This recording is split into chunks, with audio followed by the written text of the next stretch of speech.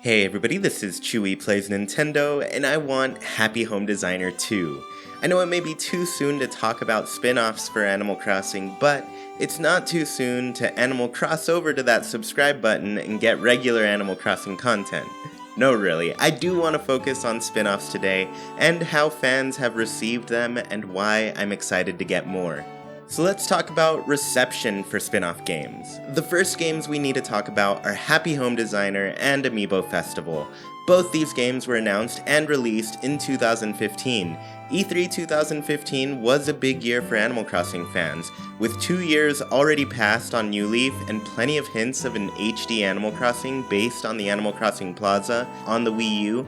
We were anticipating that big HD Animal Crossing game. Instead, we received Happy Home Designer on the 3DS and everybody's beloved game, Amiibo Festival, on the Wii U. This was the first time we were getting spin-off titles for the franchise. Up until now, we were used to the regular mainline Animal Crossing games. I was personally very interested in what Nintendo could do with a spin-off in Animal Crossing. I feel like it's a really fun franchise full of great characters that they could play with in a different way. Unfortunately, I feel the timing of these releases really got in the way for many fans. Like I said, we were actively anticipating an HD Animal Crossing on the Wii U. When it ended up being for Amiibo Festival, fans were understandably disappointed. Overall, I'd say we weren't ready for spin-offs at this point. Now fast forward a bit to 2016 when we got confirmation that Nintendo was working on a mobile game for Animal Crossing. Nintendo had just begun dipping its toes into the mobile gaming space, so people were a bit more excited.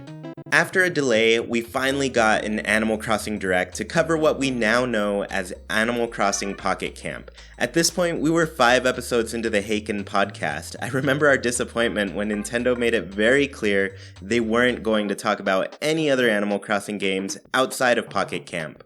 Regardless, we went in excited to try out the new game. While there is a strong community around Pocket Camp and a lot of people enjoy it, there are still plenty of people who just aren't as into mobile games. Pocket Camp just isn't scratching that Animal Crossing itch.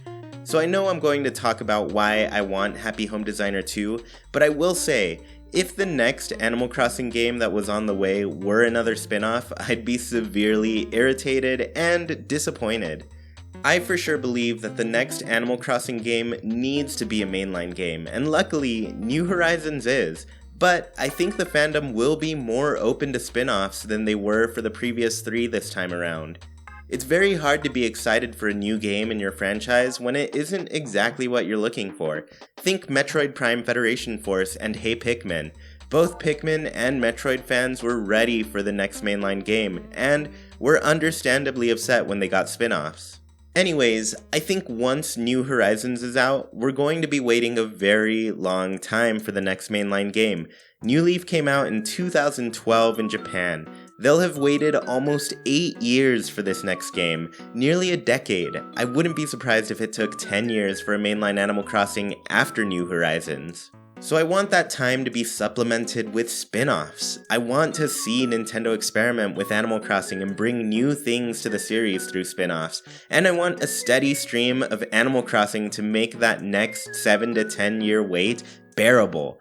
And I think since we're finally getting that HD mainline Animal Crossing, fans will be more open to it.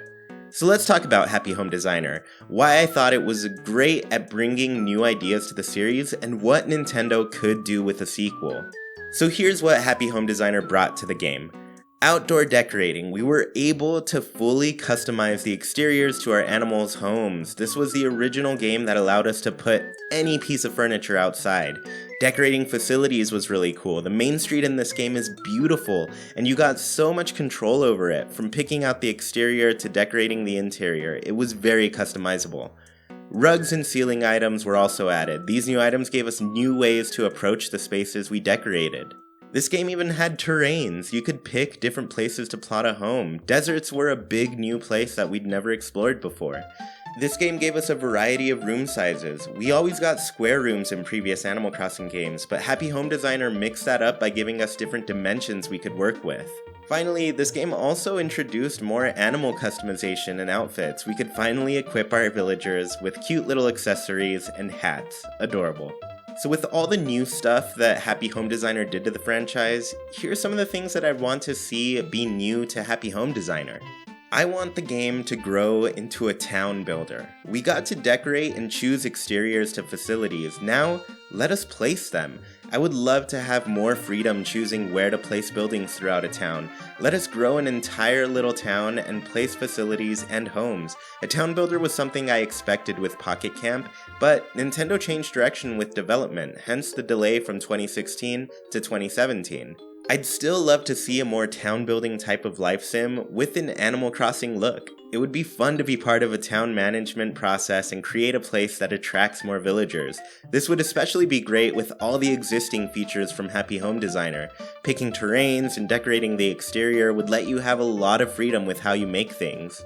Next, I want to be able to look at what we've created. Whenever we went to a villager's home to decorate, we'd get into a car and drive there. It would take us to a loading screen, and then we'd just show up right in front of their place, at that location. There was no exploration in the game. There was no structure to the locations we were creating. I'd love if we finally got to look around on the map and see where we were placing all of our buildings, especially if we could change the camera angles and see all the buildings from a different perspective and follow around characters as they go about their day. The next thing I really want is a harsher grading system.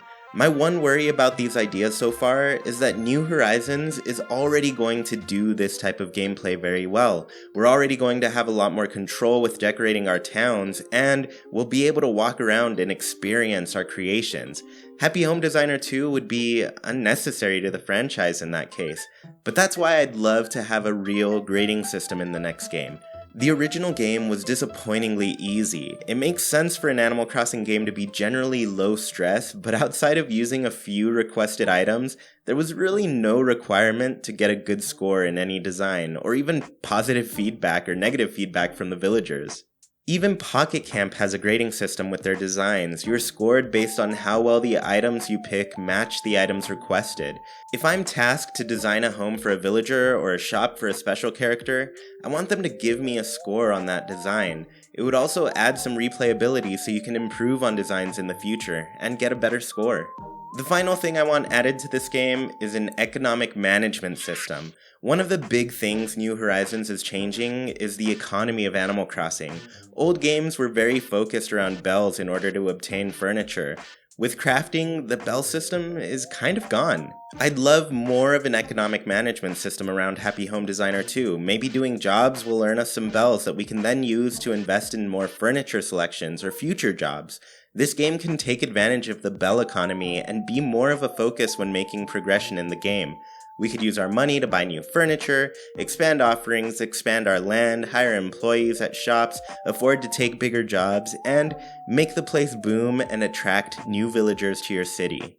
Overall, it would give us a system that is more designed to create and track progress in our gameplay.